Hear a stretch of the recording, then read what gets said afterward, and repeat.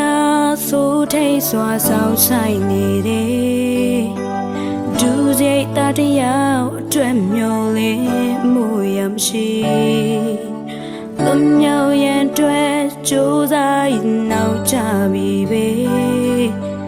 ပြေကျွေးပေးစပ်ဖို့လိုပြီ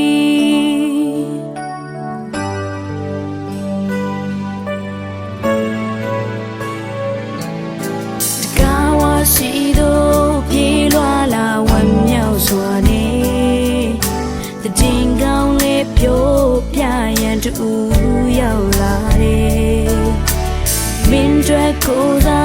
ပြုံးမဲ့သူတို့ရှိပြီမို့အခန်းလေးမှာထွက်ခဲ့ပါတော့ဘယ်သူလဲ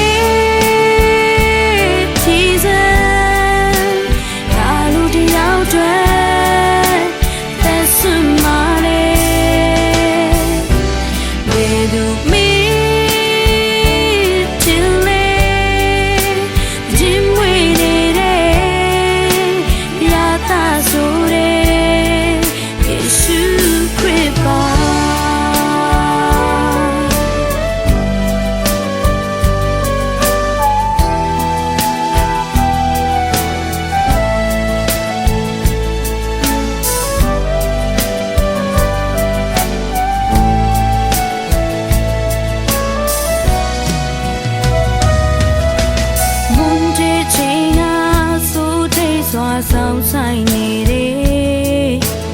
ဒူစိတ်တတရားအတွက်မျောလင်းမို့ရမရှိလွန်မြောက်ရန်အတွက်ကြိုးစားရင်နောက်ကြပြီပဲပြေကျွေးပေးစပ်ဖို့